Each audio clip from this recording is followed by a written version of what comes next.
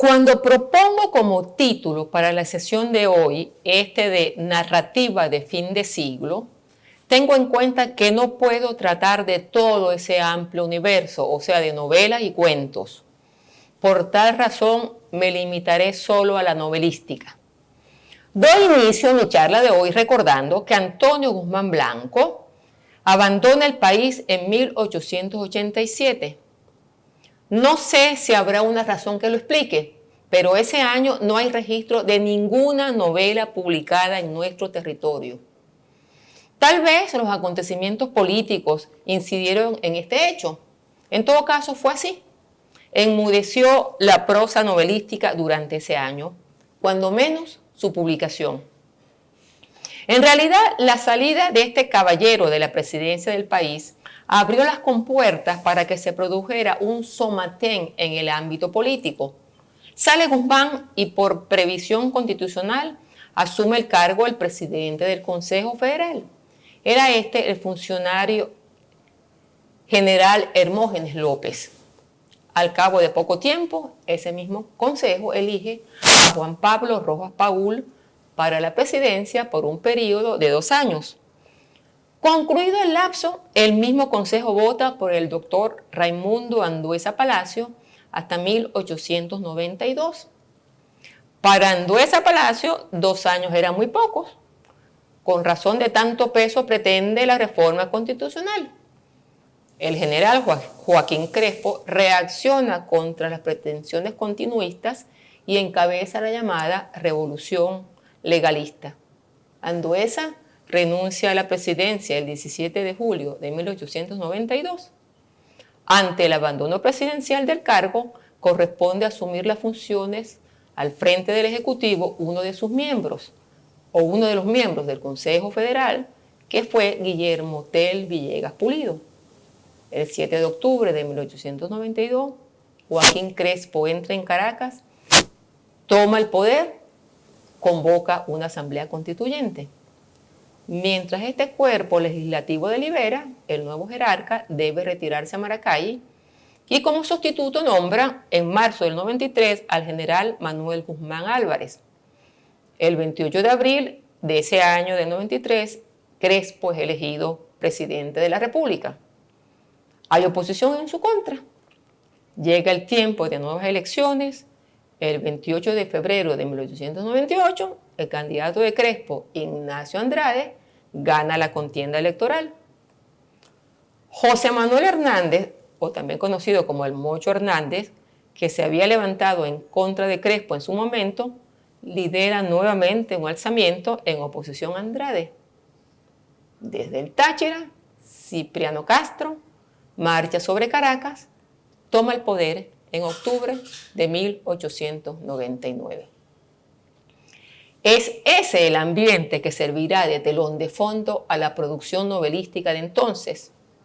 Pero cuando leemos esas novelas, casi ninguna se referirá a esos estremecimientos en las esferas del poder político. Cuando lo hagan, se referirán al gobierno depuesto, a los gobiernos anteriores. Para comprobar lo dicho, me voy a ir de 1899, cuando se impone el militarismo de Cipriano Castro, a 1887, año en el cual, como hemos visto, Antonio Guzmán Blanco se va definitivamente de Venezuela para bien del país.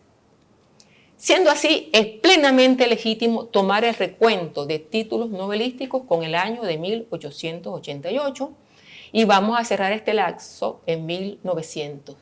Tanto por ser octubre de 1899, el que está marcado por la toma del poder político en manos de Cipriano Castro, como por ser el 1900 el cierre del siglo XIX.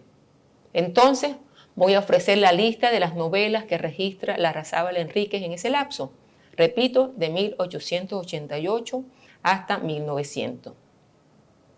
Como podrán observar en el catálogo anexo, son 47 títulos los incluidos por el profesor Larrazábal Enríquez. La única observación que debo hacer a esa lista es que la obra de Eugenio Baptista, Historia de un crimen, de 1990, no es novela.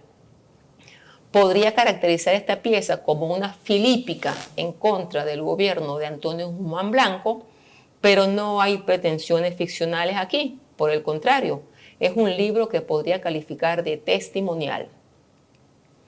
Hemos visto la sesión anterior que la voz narrativa de la novela Un crimen misterioso, escrita por Lina López de Aramburu, propone una lectura del guzmanato desde la perspectiva del reconocimiento.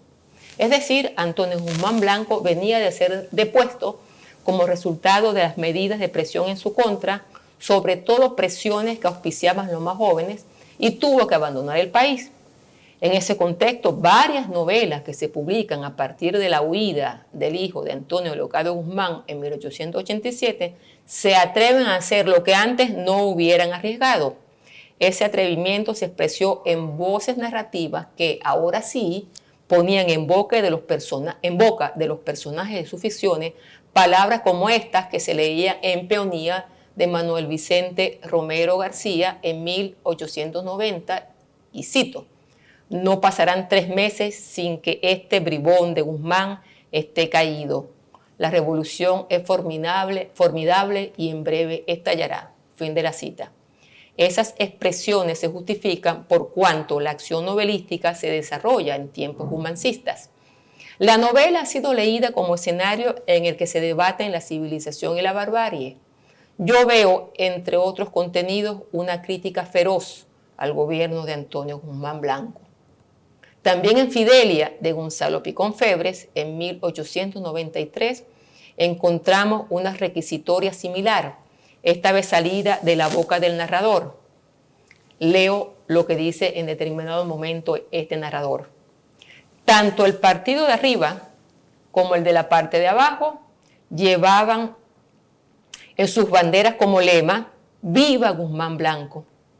Lo que le surgía era halagar al dictador, reconociéndole a Porfía como jefe, a fin de que le regalase el poder al que le cayera más en gracia.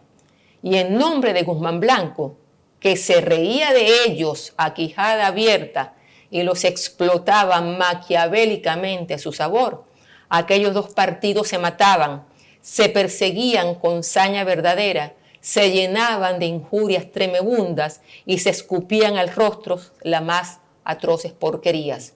Fin de la cita. Y estamos viendo aquí una caracterización del guzmancismo que difiere totalmente de la representación de esos 17 años de gobierno a los que nos hemos acostumbrado a valorar como de aportes urbanísticos, adelantos civiles, escolaridad gratuitas, aportes civilizatorios en estas novelas. Sobre todo en Peonía está la otra cara de Antonio Guzmán Blanco, el rostro dictatorial, los presos de conciencia, el hostigamiento político, o sea, el rostro del mal. Y en ese sentido, esas perspectivas de enunciación que hemos visto difieren abiertamente de la expresada en Un crimen misterioso por Zulima. Pero no se agota este corpus novelístico en el aspecto señalado. En realidad, este lapso que revisamos el día de hoy muestra perfiles múltiples. Hubo un tiempo en el que se elogiaron estos años por ser los que dieron inicio a lo que llamaron novela nacional. Hasta la década de 1950 era mayoritario el consenso según el cual Peonía, de Romero García, de 1890, como sabemos, era la primera novela nacional. Las razones que arguían para sostener el acerto era que los personajes, las acciones, el habla, los paisajes eran venezolanos. Por otro lado, estaban los que veían en Zárate, que es, como sabemos, de 1882, el inicio de la novela nacional. En esa línea se contaba el sacerdote jesuita Pedro Pablo Barnola, quien además de funciones clericales, era miembro de número de la Academia Venezolana de la Lengua. En el libro que escribió al respecto, el que tituló Eduardo Blanco, creador de la novela venezolana, estudio crítico de su novela Zárate, y publicó en 1954, atribuyó la primacía a la novela de Blanco. Ahora sabemos que ambos estaban equivocados. No se necesita ubicar las acciones, los personajes y la naturaleza de este país para que una novela sea calificada de venezolana. Se pueden ubicar las acciones en Londres y ser la novela expresión de las expectativas de determinados sectores de la sociedad de este país. Entonces, en estas décadas que corren a partir de 1888, el panorama novelístico se complejiza. El primer elemento que quiero señalar es el que se refiere a la novela que reflexiona sobre la labor del escritor. Es una novela que plantea la necesidad de abandonar la oratoria como eje dominante del campo literario. Hasta ese momento, la sociedad venezolana era dada a la improvisación oral, al fraseo vocal. Lo hablado era recurrente a la hora de improvisar brindis en actos oficiales o en encuentros públicos. Esos brindis era una de las funciones a las que estaba obligado el sector letrado porque la improvisación tenía valor y reconocimiento extendido. Entonces, al finalizar el siglo, se plantea la reflexión en torno al trabajo del escritor. Puestos en los bordes de la oratoria y la improvisación, comienza a plantearse la urgencia de alejarse, de romper con esas prácticas que consideraban espurias y volcarse a una escritura profesional, vale decir, meditada, elaborada con pausa y no con la urgencia del momento. Es esa la significación que cabe conceder a Julián de José Gil Fortul, obra publicada en 1888. Esta pieza plantea que el discurso estético resulta del trabajo sostenido, de la reflexión y no de la improvisación. En el caso puntual de esta obra de ficción, el personaje principal tiene conciencia de que la oratoria está marcada por la caducidad inmediata. Es efímera, dice para mí, dice a sí mismo el personaje principal. Efímera es la palabra hablada, porque lleva el sello de la ardorosa improvisación, porque carga el estigma de lo que nace sin preparación alguna. Y esos rasgos caracterizadores no son operativos, o más bien no ofrecen utilidad alguna cuando se trata de producir un texto más trabajado y más correcto, según palabras del personaje Julián. Pero no puede hablarse de la novelística del siglo XIX en Venezuela sin mencionar a Peonía. Hace pocos minutos recordé que es propuesta literaria de Manuel Vicente Romero García y que salió en 1890. Para muchos sigue siendo la iniciadora del criollismo venezolano. El mérito que le atribuye es el haber valorizado el medio rural en el habla de los personajes, en el paisaje, en las costumbres. La verdad es que eso mismo advierto en Zárate, de 1882. Más bien me interesa examinar qué ha cambiado, qué se plantea ahora que no había sido tomado en cuenta tiempo atrás. O sea, ¿qué había pasado entre 1882 y 1890? Por lo que a mí concierne, reivindico en esta novela la preocupación por la situación de la mujer. De hecho, el personaje central, el que dinamiza la acción novelesca, Carlos, lleva esta voz reivindicadora de la condición femenina desde Caracas al campo en donde vive el tío con estas palabras. Cito a Carlos. La mujer venezolana, tío, es el único tesoro que hemos salvado en el naufragio de nuestras virtudes y duele verlas arrastrando esa existencia miserable a que las condena una educación que les cierra todos los caminos. Fin de la cita. Es cierto que este personaje reclama educación para nosotras solo con el propósito de prepararnos para la maternidad. Pero esa era la marcha que llevaba el pensamiento en ese tiempo. Primero se exigió la educación para la mujer con el fin de buscar el desarrollo de nuestra parte emotiva y sensible. Pero después ellas, o sea, nosotras, nos encargamos de asumir el desarrollo de nuestro intelecto. La figura pionera en este sentido, ya les he hablado de ella, fue Virginia Pereira Álvarez. Otro aspecto que me interesa de esta novela es el tiempo narrativo. Las acciones se desarrollan en el quinquenio guzmancista y el balance de ese gobierno no es halagador. De hecho, hay unos capítulos que se dedican a la situación de los presos de conciencia que fueron habituales en esos años de hegemonía del llamado liberalismo amarillo. La novela plantea al lector una disyuntiva. ¿Se debe reivindicar un gobierno que adelanta obras públicas, desarrollo, como dirían algunos, pero que no respeta las libertades individuales y sume a la población en una atmósfera de miedo? Hasta donde conozco, este aspecto no ha sido mayormente tomado en cuenta en esta novela. Sí se ha hablado, en cambio, de la resonancia que tiene La María de Jorge Isaac en sus páginas. Otro cambio que se advierte en el panorama literario de esos años finales del siglo es el lugar que va ganando el humor. Vimos que en los primeros años de República lo habitual eran los discursos sobrios. La sonrisa, menos la risa, no era un rasgo que asomaba. Para sorpresa de muchos, un cuento de Arístides Rojas de la década de los 60 nos asombró por su hilaridad, pero era resolución desacostumbrada ese tipo de propuestas. En cambio, ahora, a finales de siglo, nos encontramos con una avanzada de proporciones novedosas. La primera novela de estas características que quiero destacar es Don Secundino en París, de Virgilio Tosta. Salió de imprenta en 1985. Los capítulos más deliciosos de esta pieza son los que dedica a la descripción de Don Secundino, al viaje por barco que este señor y el narrador hacen a Europa, al primer impacto de este político al llegar a París. Menos gratos son los que dedica a describir monumentos arquitectónicos o costumbres parisinas. En esos momentos el narrador se confunde con un guía turístico, tanto que a ratos hasta resulta aburrido. En cambio, Don Secundino salva la novela. Claro, un elemento que se suele señalar como dato objetivo es que, al final, este rubicundo poblador natural del Guárico no es ganado por los atractivos de la capital francesa. Muy por el contrario, una vez que ha superado el impacto cultural ante la llamada civilización parisina, añorará la vuelta al terruño y sabrá valorar sus orígenes venezolanos.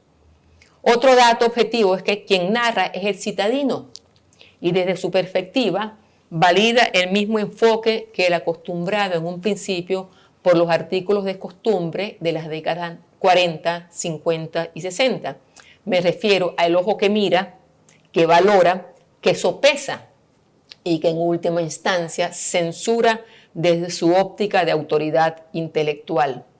Aquí Caracas es el centro del saber. Es decir, el capitalino hace humor del comportamiento de este llanero que vive en la ciudad central porque ejerce funciones políticas como congresista que representa a su región natal. Voy a leer la descripción de Don Secundino, así advertirán el aspecto jocoso que quiero destacar cuando el narrador recibe a este visitante en su despacho, cuando hace más de 2 lustros que no lo ve. Así lo aprecia.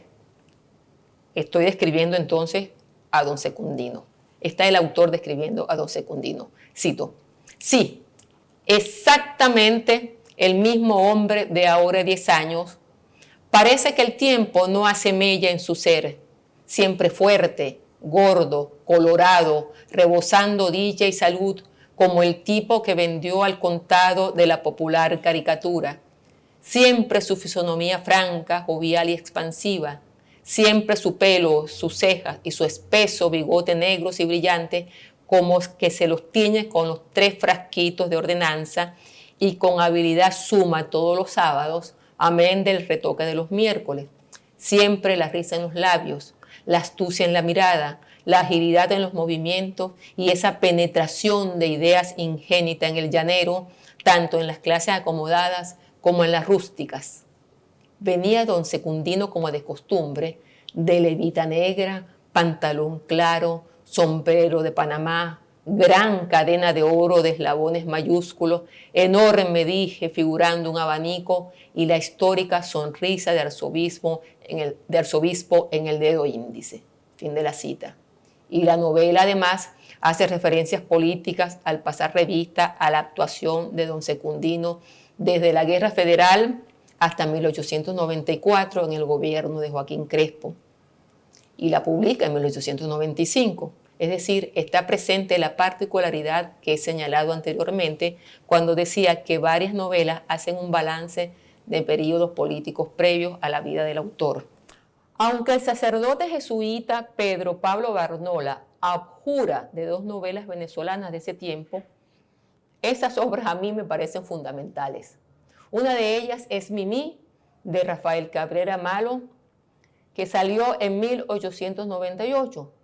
La otra que rechazó el presbítero fue Todo un pueblo, de Miguel Eduardo Pardo, que se publicó en 1899. Comienzo con Mimí. Mimí explora una veta que se había visto en la poesía y poco en la prosa: el sensualismo.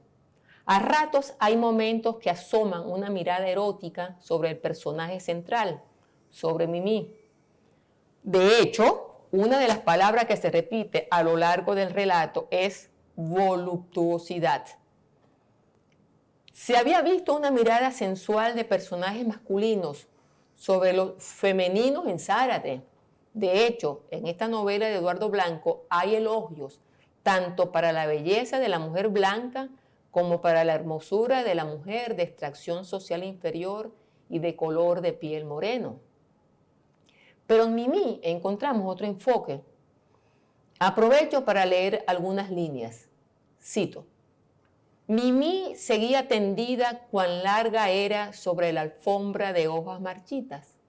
Ahora su cabeza descansaba sobre sus brazos en perezosa lasitud, y en aquel abandono voluptuoso de todo su cuerpo, en aquel olvido de su personalidad, sobre el prominente busto destacábase con relieves vigorosos en la tensión de la seda del corpiño las dos puntas de su seno.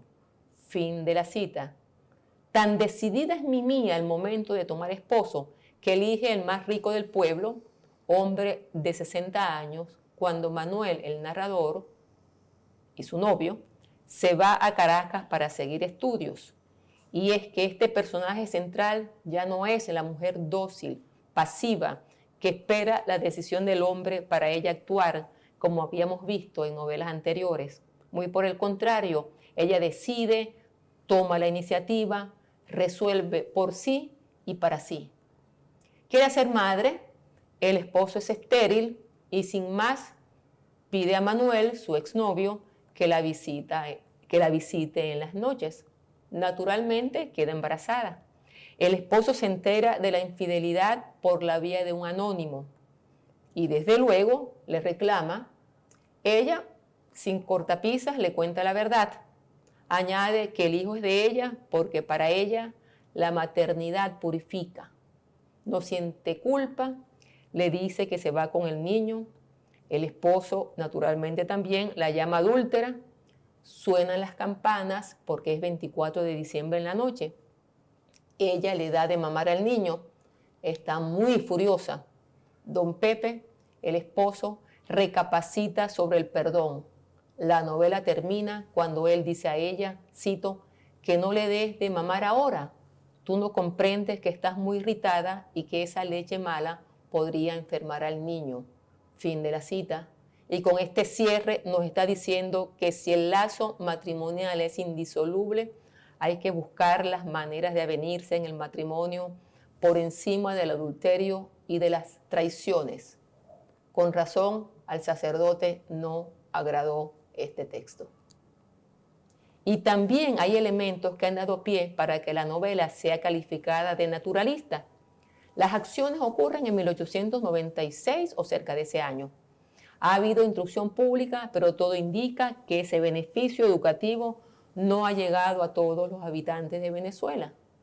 En un joropo, uno de los integrantes de una pareja de bailadores en el campo, pareja que no por casualidad es de indígenas, larga una ventosidad más que maloliente. Los asistentes al joropo son atacados de diarrea. Se pretende la hilaridad por la vía de lo escatológico.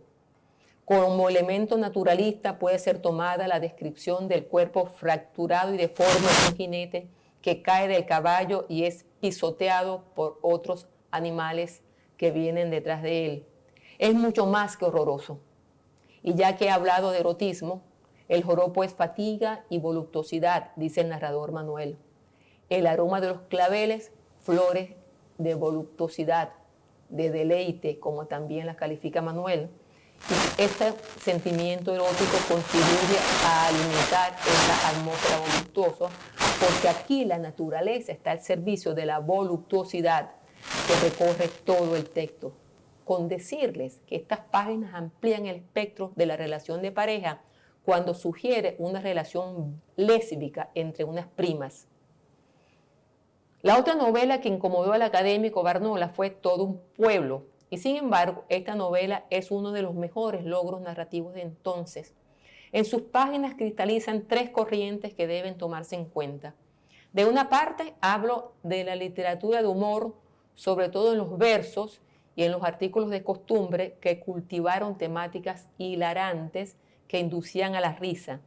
Por ejemplo, pienso en los versos de Rafael Arévalo, de José María Reina o de Don Simón.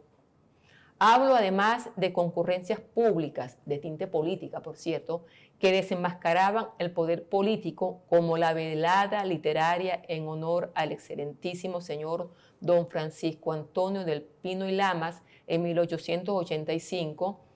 También fue acto de asistencia colectiva que se llamó La Sacrada, la que organizaron los estudiantes en 1901. La del Piñada fue para Guzmán Blanco lo que La Sacrada significó para Cipriano Castro. Finalmente estuvo una prensa que apostó por la hilaridad y que con peso específico cobró fortaleza a partir de la década de 1850 con El Diablo Asmodeo y Pláticas del Diablo Asmodeo, El Pica y Huye, El Jején, en los 60 con El Loco, La Charanga o El Búho, en los 70 con El Cóctel, El Charivari, Fígaro, entre los 70 y los 80 con El Zancudo, en los 80 en pleno es de obligatoria mención la caricatura, como en los 90 hay que hablar del Diablo. El número de títulos fue decreciendo a medida que corrían las décadas, como ha podido verse, pero en compensación estuvieron los actos públicos que he mencionado minutos atrás. Puede sostenerse que toda esa tradición desacralizadora, carnavalesca, desmitificadora del poder cobra proyección inusitada en Todo un pueblo de Miguel Eduardo Pardo en 1899. El relato se desplaza con fluidez de manantial en una prosa elaborada, culta, como se decía entonces, normas que, por cierto, incumple Mimi con sus ventosidades y lesbianismo y escena de tinte naturalista. Pero no obstante, esa norma culta en Todo un pueblo no impide la exteriorización de una actitud crítica, irreverente, desenmascaradora de usos y maneras sociales practicadas por los sectores hegemónicos en lo político y económico. En buena medida va a ser suya aquella crítica que lanzaba José Martí cuando en 1881 miró con ojos escrutadores el hacer y sentir de esos sectores con privilegios de poder. No pretendo decir que esta novela debe leerse como texto humorístico, si por humor vamos a entender la risa fácil o el chascarrillo improvisado. A donde apunto es a observar que toma los elementos más elaborados de esa tradición de varias décadas en la prensa, actos públicos y versos hilarantes para generar un discurso en el cual se ha instaurado la sátira, la parodia y la ironía como recurso de enorme carga significativa. En Todo un pueblo, la tendencia humorística cristaliza en una modalidad que no se había cultivado en Venezuela hasta la década de 1880. Hasta esa década, la preferencia sobre el tono político había atrapado la atención. A partir de los 80, la percepción es otra. Desde ese momento, comienza a tomar cuerpo la sátira social. Este cambio es importante porque significa que algunas voces comienzan a buscar otras razones que permitan dar cuenta del malestar de la República. Es evidente que el argumento presente a lo largo del siglo, según el cual la esfera político-militar era la culpable de los problemas nacionales, no daba cabal cuenta de los hechos que comprometían al colectivo. La nueva interpretación parece decir que la responsabilidad también corre por cuenta de la sociedad civil. Es como que si se declarara que aquí todo el mundo era responsable de los problemas nacionales. Sin embargo, esa misma sociedad que había auspiciado la lucha a favor de un Estado democrático y que había defendido con vehemencia la libertad y los derechos de la ciudadanía, que no vaciló al momento de señalar que la culpa de los males nacionales estaba en las constantes guerras civiles y en el mal ejercicio del gobierno, no pudo tolerar sentirse señalada de una manera que consideró vergonzosa. Gonzalo Picón Febres ha dejado una semblanza de lo que la lectura de todo un pueblo significó para ese momento. Dijo que esa lectura, cito, produjo un escándalo, un somatén ruidoso, un vocerío de protesta que salió de todas partes con formidable indignación. Fin de la cita. Años más tarde, su autor calificó la novela de libro maldito. A lo largo del relato se van sumando alusiones a los cambios modernizadores del gobierno de Guzmán Blanco, las críticas mordaces a la burguesía que ha surgido en tiempos recientes al tiempo en que concluye el relato, los señalamientos al sector de los intelectuales donde no se vislumbran posiciones en beneficio de los intereses nacionales, la ambientación en escenarios predominantemente urbanos, la desatención a las elaboradas descripciones de la naturaleza que eran habituales hasta entonces, el final que no resuelve la relación heterosexual de la pareja central del relato, el protagonismo que concede a las culturas originarias del país al atribuir a uno de los personajes principales, a Julián Hidalgo, la recuperación de la honra que ha sido usurpada a su nación indígena, o como apunta el narrador, y cito, la hazaña de un hidalgo que acababa de cobrarse en sangre la injuria hecha a su tribu por el representante de aquella sociedad infatuada que le había arrojado de su seno, fin de la cita, y finalmente las acciones que cierran el relato, coetáneas con la escritura de la novela, pues la narración sugiere que la muerte de ese representante de la sociedad infatuada por manos de Julián Hidalgo ocurre en 1898 con el levantamiento de José Manuel Hernández, el llamado Mocho Hernández. Así nos habla de una ficción narrativa que ha roto con muchas de las prácticas narrativas que la precedieron. Es una novela que sin duda todos ustedes tienen que leer porque sé que la van a disfrutar. Gracias por verme y escucharme.